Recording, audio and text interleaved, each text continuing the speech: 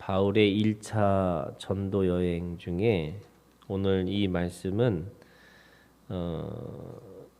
비시디아 안디옥이라고 하는 지역에서 지금은 터키의 한 지역을 이야기를 하고 있어요. 거기서 회당에 들어가서 바울이 설교를 하고 있는 내용 중에 마지막 부분입니다. 우리가 읽은 이 32절부터 41절까지 이 바울의 설교에는 이 우리 조상들에게 주신 약속, 그 약속의 말씀이 세 가지를 이야기를 하고 있어요. 그 세 가지 약속이라는 게 뭐냐? 그 조상들에게 약속하신 하나님의 영원한 생명, 영생이죠. 그 영원한 생명을 이루시기 위해서 우리에게 예수님을 보내주셨는데 그 예수님이 어떤 분인지를 세 가지를 가지고 설명을 하고 있어요. 첫 번째는 33절에 하나님이 예수를 일으키셨다는 거예요. 그러니까 죽음의 자리에서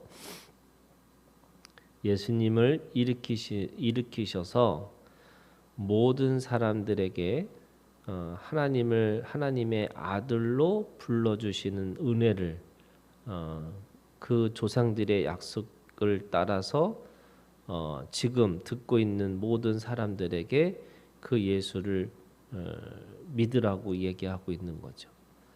그래서 예수님은 어떤 분이냐? 그 죽음의 자리에서 일어나셨다는 거예요. 그래서 부활하신 예수님.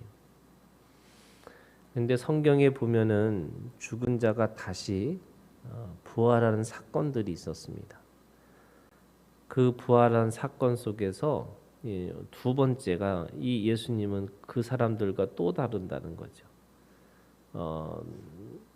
죽은 사람, 예를 들면 나사로는 죽은 자 가운데서 다시 살아났죠. 그래서 똑같이 하나님이 예수를 일으키셨듯이 그 나사로도 그 죽음에서 예수님이 일으키셨잖아요. 그런데 두 번째는 34절에 있는 말씀에 보면은 이 예수님은 죽은 자가 다시 일어나는 그 부활의 사건하고 또 다르게 하나님께서 죽은 자 가운데서 그를 일으키사 다시 썩음을 당하지 않게 하실 것을 이렇게 돼 있어요. 그러니까 다시 부활한 나사로는 다시 죽었죠. 만약에 부활한 나사로가 지금도 살아 있다면, 그렇죠. 영원한 생명으로 살아 있다면, 우리 가운데 여전히 경험되어질 수 있어야 되는데 나사로는 또 죽었어요.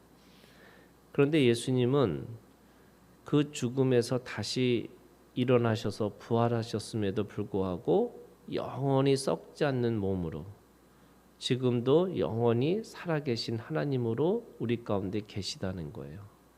그게 두 번째, 예수님은 어떤 분이냐? 그 죽음에서 다시 부활하셨을 뿐만 아니라 그가 다시 썩고 쇠하고 없어지는 물질이 아니라 영원히 썩지 않는 부활체로 우리 가운데 계셨다라고 말씀하시는 거예요. 이게 세 번째 예수님의 설명이에요. 그렇기 때문에 세 번째 38절에 형제들아 너희가 알 것은 이 사람을 힘입어, 이 사람이 예수 그리스도죠. 부활하시고 영원히 썩지 않는 그 예수 그리스도, 그 이 사람을 힘입어 죄 사함을 너에게 전하는 이것이며 또 모세의 율법으로 너희가 의롭다 하심을 얻지 못하던 모든 일에도 이 사람을 힘입어 믿는 자마다 의롭다 하심을 얻는 이것이다. 그러니까 예수 그리스도를 힘입어 모든 사람들에게 하나님께서 죄 사함을 주셨고 그 죄 사함을 통해서 의롭게 하셨다. 이렇게 말씀하시는 거예요.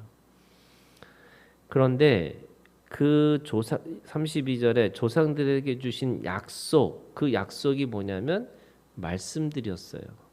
오늘 바울은 시편 2편 7절에 있는 말씀, 이사야 55장 3절의 말씀, 시편 16편 10절에 있는 말씀, 그리고 하박국 1장 5절에 있는 그 말씀 하나하나를, 그것이 하나님께서 약속하신 것들을 그 예수 그리스도를 통해서 성취하셨다, 이것을 말씀하고 있는 거예요.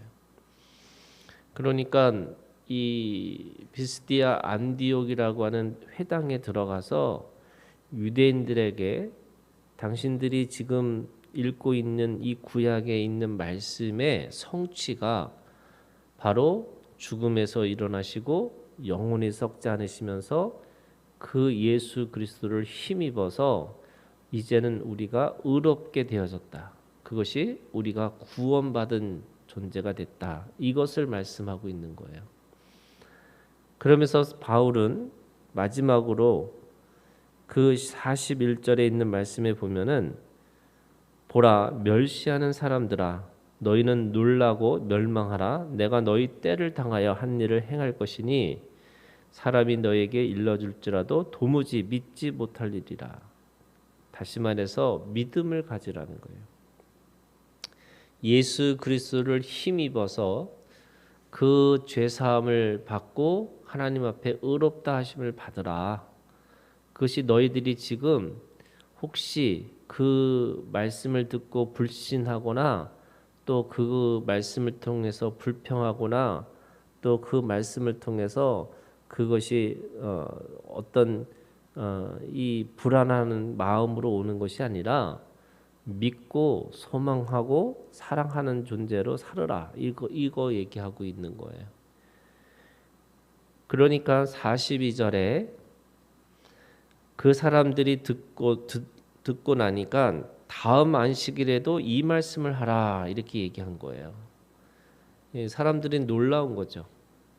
말씀이 지식으로 생각을 했는데 살아 역사하시는 하나님의 그 약속의 성취로 듣고 나니까 구약에 있는 말씀이 이해가 된 거예요. 깨달아진 거죠. 그러니까 이 사람들이 다음에도 또 와서 또 그 말씀 가지고 또 설교를 하라고 이렇게 얘기하는 겁니다. 그랬더니 43절, 회당의 모임이 끝난 후에 유대인과 유대교에 입교한 경건한 사람들이 많이 바울과 바나바를 따르니 두 사도가 더불어 말하고 항상 하나님의 은혜 가운데 있으라 권하니라. 하나님의 은혜라고 하는 것이 바로 예수 그리스도를 믿는 그 믿음의 상태를 얘기하는데, 결론의 52절에 보면은 제자들은 지금 쫓겨났음에도 불구하고 기쁨과 성령이 충만하니라, 이렇게 얘기했어요. 그러니까 하나님의 은혜라는 것은 뭐냐?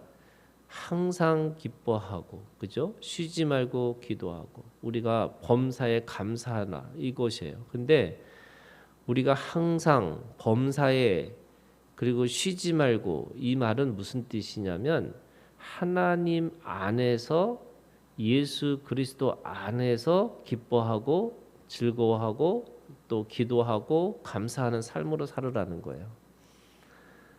24시간 하나님 앞에서 우리가 늘 감사하라는 말이 아니라 늘 하나님 앞에서 감사하라는 거예요. 그래서 어떤 상황이 오든 어떤 문제가 오든 상관없이 그것이 내가 주님 안에서 기뻐하고 성령이 충만한 삶으로 살아가는, 그게 하나님의 은혜 가운데라고 하는 거예요. 그랬더니 그 다음 안식일에 사람들이 또 그 말씀을 듣고자 해서 사람들이 모였다라고 얘기해요. 그런데 유대인들이 45절, 그 무리를 보고 시기가 가득하여 바울이 말한 것을 반박하고 비방하기 시작한 거죠. 그럼에도 불구하고 46절에 바울과 바나바가 담대히 말하여 하나님의 말씀을 마땅히 먼저 너에게 전할 것이로되 너희가 그것을 버리고 영생을 얻기에 합당하지 않은 자로 자처하기로 우리가 이방인에게로 향하노라.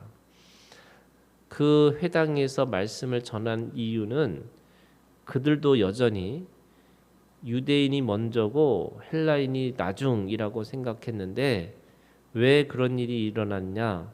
유대인들이 하나님의 말씀을 듣고 믿지 않으니까 이제는 그들하고 상관없이 이제는 이방인에게도 그 말씀을 전하겠다라고 얘기합니다. 그러면서 자신들을 이방의 빛으로 그리고 땅끝까지 구원하게 하시는 하나님의 그 마지막 땅끝까지의 선교의 선교사로 자신들을 불러주셨다라고 하는 것을 알면서 그 사람들 유대인들이 그들을 시기하고 그들을 박해하고 그들을 쫓아내니까 51절 두 사람이 그들을 향하여 발에 티끌을 떨어버리고 이고니온으로 가거늘 이렇게 됩니다. 그러니까 그들에게 미련이 없다는 거예요. 그래서 우리가 듣든지 말든지 하나님의 말씀을 전하는 자로 살아가는 거지 내가 그것을 통해서 그 사람이 반드시 듣고 반드시 그걸 깨달아야 되는 것은 아니라는 거예요. 이 발에 티끌을 떤다라는 말은 미련이 없다는 거예요. 더 이상 내가 할 수 있는 거 다 한 거죠. 이 파수꾼의 사명이 그런 거잖아요. 파수꾼이 그 파수꾼으로서 보이는 것을 말하는 것은 당연한 거예요. 그런데 그 파수꾼의 소리치는 것을 듣고도 사람들이 믿지 않고 사람들이 그것을 듣지 않으면 그것은 듣지 않는 사람의 책임이지 파수꾼의 책임은 아니라는 거예요. 그런데 파수꾼이 외치지 않으면 그 외치지 않는 것 때문에 모든 것은 파수꾼의 책임인 거예요. 그래서 우리는 그 사람이 믿든지 말든지 또는 그 사람이 그것에 대해서 그 하나님의 말씀을 듣든지 말든지 그러니까 그거와 상관없이 내가 파수꾼의 책임으로 그렇게 외치는 자로 또 믿음의 그 복음을 전할 수 있는 사람으로 살라 이렇게 얘기하시는 거죠. 그리고 그거와 상관없이 우리는 예수 그리스도 안에서 기쁘고 성령이 충만한 삶으로 살아낼 수 있다 이렇게 말씀하고 있습니다. 오늘도 주님이 주시는 예수 그리스도를 통한 복음을 통해서 그리고 예수 그리스도를 힘입어서 오늘 우리가 하나님 앞에 기쁨과 성령이 충만한 그런 삶으로 살아내는 우리가 되기를 주님의 이름으로 축원합니다.